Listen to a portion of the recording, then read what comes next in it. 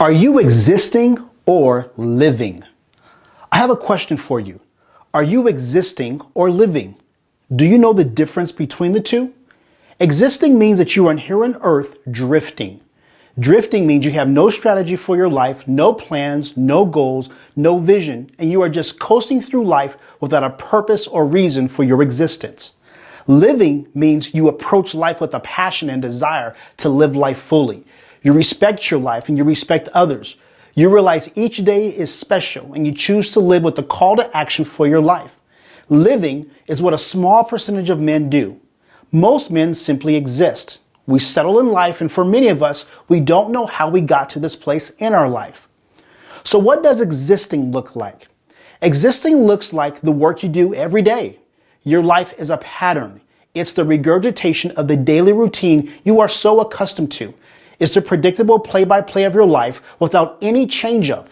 You settle for base hits. You're okay with walks. You're in the batter's box, but you strike out more often than not.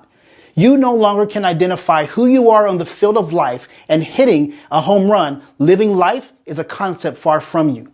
You yearn for something different in your life. You yearn for the opportunity to play again, to be in the game and make a difference where difference really matters. You feel stuck, trapped, shackled, paralyzed, and incapacitated to break out the chains of your internal frustration and misery to become who you know you truly are. You're lost. You're okay sitting on the bench.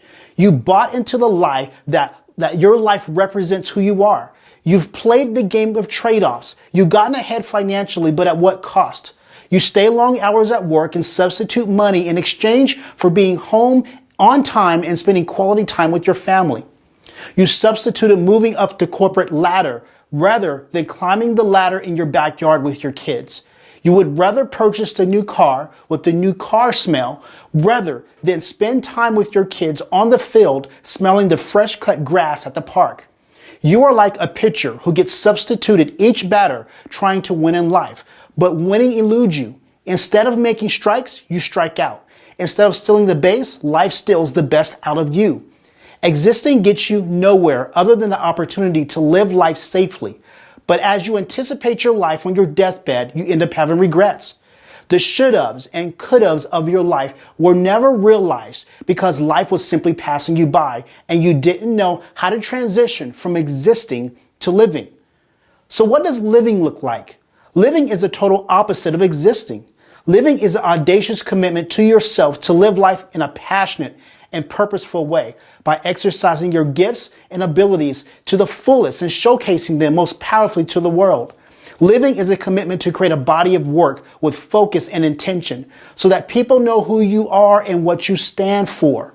Living is the understanding and personal conviction that you were placed on this earth by God to create something, to communicate something, to execute something, to make a difference in someone's life, and to express that commitment in everything you say and do.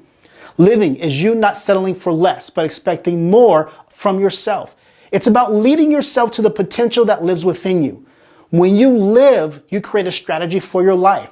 You are intentional about your decisions and you are in the game. You are the quarterback. You are the leader. You call the plays. You direct the routes. You make audibles when necessary. You have coaches and mentors in your life guiding you through the game of life, and they help you navigate the pitfalls that so easily entangle men of all ages. When you live, you win, and you share that winning experience with others on your team. When you win, you teach other men, your wife, your kids on what it takes to win and help them through their own journey, their own problems, their own challenges and fears. You are the spokesperson for your life because you understand and realize that you are a brand, a unique, special, one-of-a-kind, gifted, talented, blessed man who has great potential to change the world. Living looks like taking the bull by the horns. Living looks like taking the driver's seat of your life. Living looks like spending time with your family and investing the best of you in them. Living is a choice. It takes action, a commitment, and a response owning your performance and your results.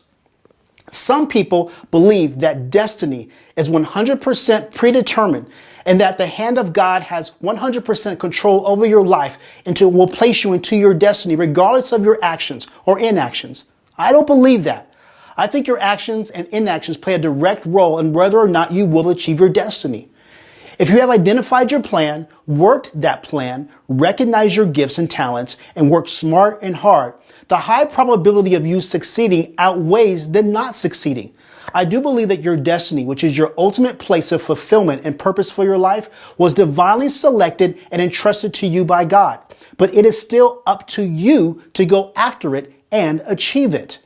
So what does success look like to you? Have you identified it for yourself? No one can tell you what success should look like to you, and no one should paint that picture for you. Only you know what you want, and only you can determine the paths and routes you need to take in order to accomplish the success you want. The reality of man is that we say we want success, but we haven't defined what success is. We haven't qualified it. And when you don't know what success looks like for you, you will attract what you may not want simply because you haven't identified what you want. You can't hit a target you can't see. And if you aim at nothing, you can be sure to hit nothing every single time. Aim at a target and you will eventually hit it. I believe that true success is not always about money. And as a man, I know that can be hard to swallow sometimes. For years, I put so much thought into money and became anxious about my salary. And I realized in my own self that it was never going to be enough. A little more money would always help, for sure. And although that may have been true, I've come to realize that money isn't the end all to be all. I know men who are extremely wealthy, but they have no joy in their life. I know men who make lots of money, but they are not fulfilled in the work that they do. They are always missing something. I believe that true success is doing what you love to do, doing what you were born to do, and being paid well to do it. For me, that gets me excited. It's like seeing the work I do as not a job, but rather an opportunity to play and be creative and test my own limits. When you love what you do and you do it well and you get paid to do it, it's like hitting the lottery. At least that's what they tell me. So how do you know when you are living and not existing? Glad you've asked. You will know you're living when you notice you are flowing in your gifts and talents, and you can't determine whether or not you are working hard or playing hard. When your life works becomes integrated within who you are and what you do, only then will you know that you're living an authentic life. That's when you know you are truly living. Did you know that the average employee spends more hours at work than sleeping? Did you know that many employees not only work their 8 to 10 hours per day, but they also bring home work for an additional 2 to 3 hours?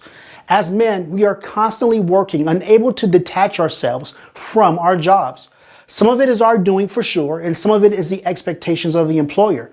I know this to be true because I worked 12 to 13-hour days for years on top of my job, running my design and coaching business, all for the sake of bringing in an extra income and thinking that the extra money is a means to financial security. I'm a go-getter and striver by nature and have always been blessed to have work find me. But I also know that there were many nights where family activities and husband to wife and father to children communication opportunities were lost, all because of work. My point is twofold. If you're not living the life you want to live or doing the work that excites you and that brings fulfillment to you, then why are you doing this type of work in the first place?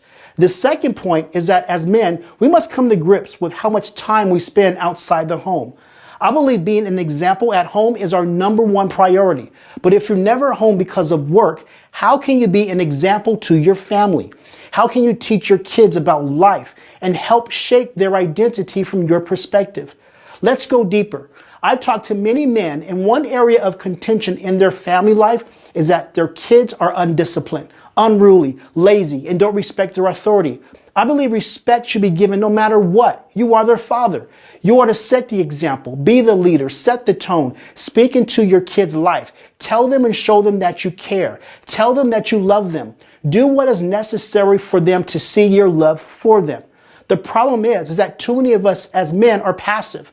Instead of having purposeful confrontation, we default to letting things be and allowing the kids to figure things out on their own. This could be exactly why they don't respect you as a man and why you are struggling trying to get your house in order. Men, we are living a life of quiet desperation. We assume that our life and the work we do to be a struggle. We have it in our mind that if we're not working hard and long, then we're not working at all. That's not true. We are supposed to do work that we love, work that uses our natural gifts and abilities. For crying out loud, that's why we have them.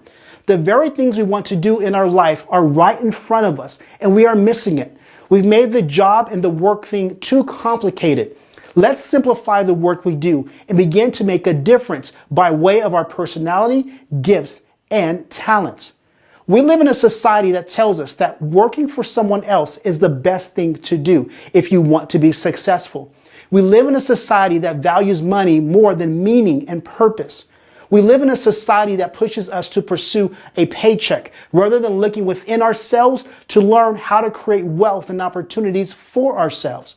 We live in a society that promotes spending money on cars, houses, and other material possessions rather than using that money towards our kids' needs and their education. We live in a society that teaches us to be selfish and to compete for what we want rather than working together for the common good. Living rather than existing is a decision to be made by you. No one can make that decision for you. You must decide what you value more because no matter who you are or what you do, you are paying the price for something. Listen, we get one shot at this thing called life. Life is meant to be lived. That's why they call it life. If you are not living, I pray to God that God stirs your heart and begins a process within you to create a vision for your life. I then pray that you would be attentive enough to recognize what you love doing in the marketplace. I pray that you desire for more out of your life and find what burns within your heart. I pray that the seeds of potential within you becomes a spark, and that spark into a flame, and that flame into a torch, and that torch into a burning call to action for your life.